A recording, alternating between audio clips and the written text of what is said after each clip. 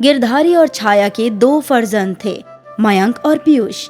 दोनों निहायत ही शरारती थे और आए दिन उनकी शिकायत आया करती थी।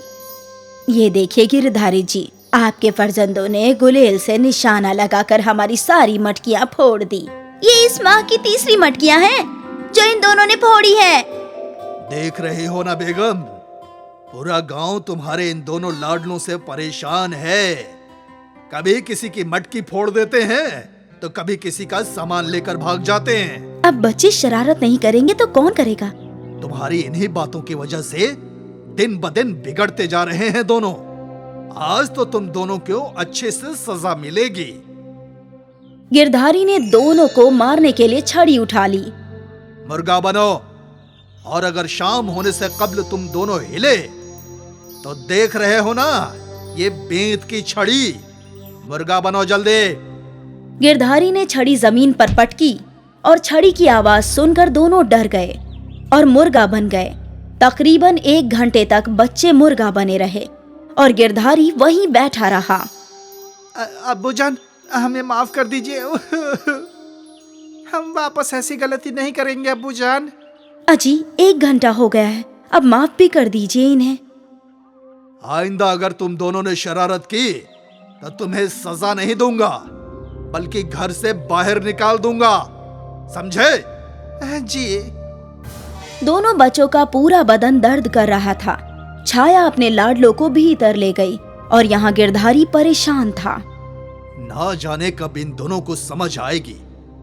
इनकी शरारतों की वजह से मैं गांव में कहीं जा भी नहीं सकता।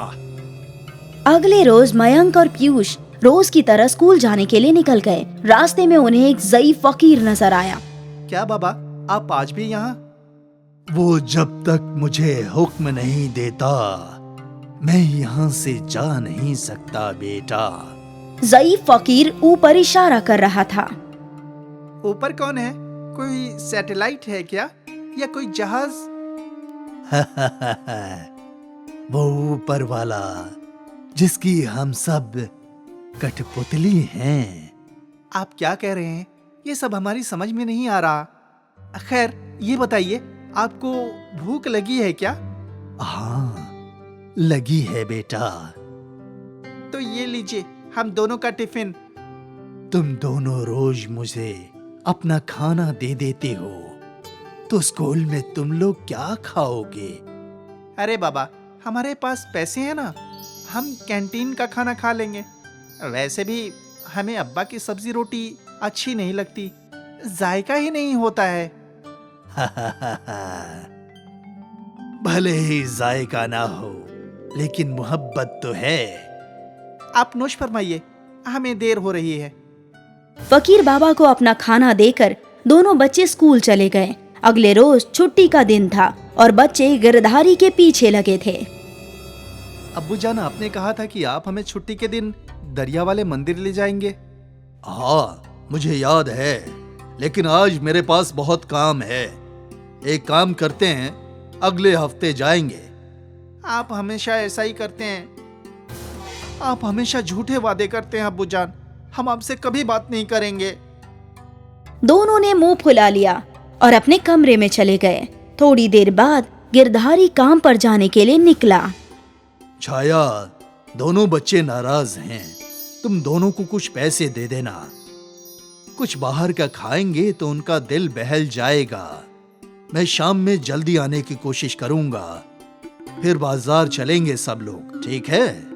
ठीक है। गिरधारी चला गया और छाया बच्चों के कमरे में गई। मालूम है, तुम्हारे अबू हमें बाजार ले जाने वाले हैं शाम को। मैं तो नई साड़ी लूंगी, तू क्या लेगा पीयूष? ये भी झूठ है। नहीं बेटा, वो घर जल्दी आएंगे और हम बाजार जाएंगे, नए कपड़े और खिलौने खरीदेंगे।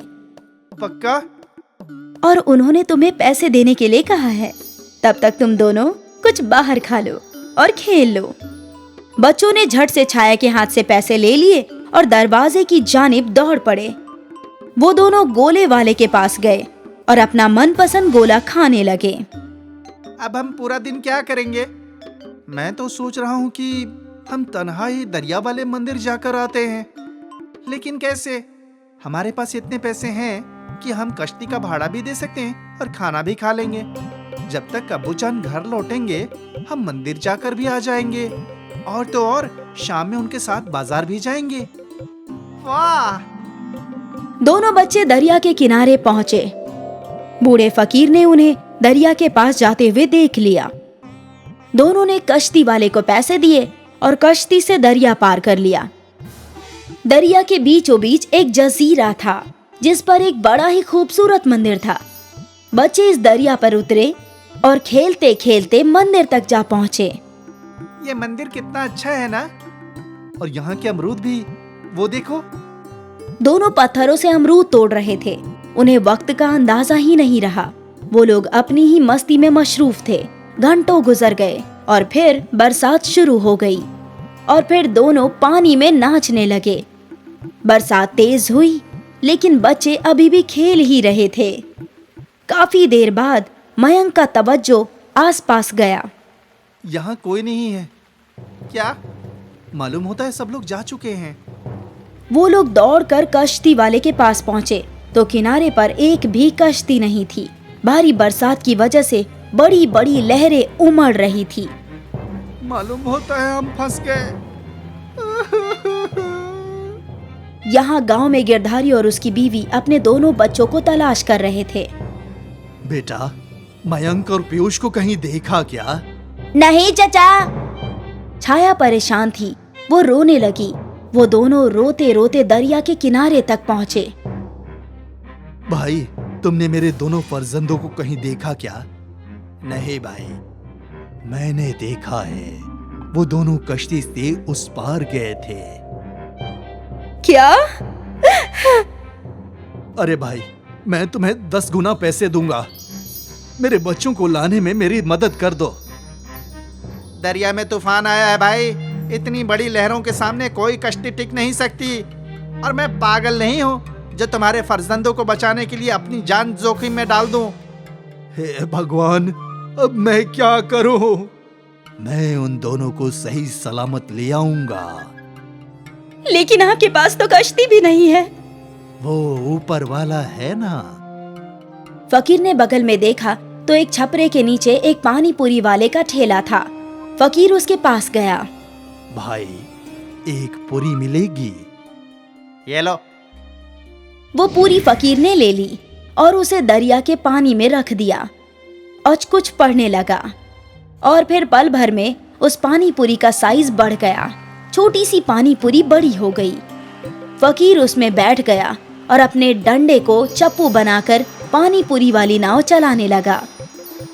लहरें बहुत ही बड़ी थी, लेकिन फकीर की जादुई पूरी की नाव उन सभी लहरों से टकराकर दरिया पार कर गई। फकीर उस जजीरे पर पहुंचा तो बच्चे रो रहे थे। वो उन्हें अपने पानी पूरी वाली नाव में बिठाकर वापस गांव की जानिब मुड़ गया। यहाँ दोनों बच्चों को फकीर के साथ सही सलामत लौटता देख गिरधारी और गांव वाले खुश हो गए। पानी पूरी वाली कश्ती किनारे पर पहुंची और दोनों बच्चे अपनी अम्मा से लिपट गए। बाबा, आपका बहुत बहुत शुक्रिया। शुक्रिया तो तुम्हें उस परवरदिगार को करना चाहिए। आज उसकी बदौलत मैं तुम्हारे बच्चों की हिफाजत कर पाया। छाया फकीर के कदमों में गिर गई।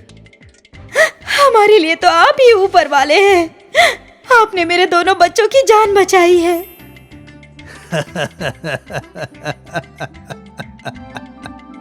और ज़ईफ फकीर चल पड़ा। बाबा, आप कहाँ जा रहे हैं? मेरा यहाँ का काम खत्म हुआ। मुझे अपना सफर जारी रखना होगा। लेकिन आप कहाँ जा रहे हैं? जहाँ परवरदिगार ले जाए बेटा। ज़ईफ फकीर ने अपनी पानी पूरी वाली कश्ती से मयंक और पीयूष की हिफाजत की। ये उस फकीर का कोई करिश्मा था या उन बच्चों की नेकी? जो भी था, दोनों बच्चे महफूज अपने घर लौट आए। यही काफी था। अंत भला तो सब भला।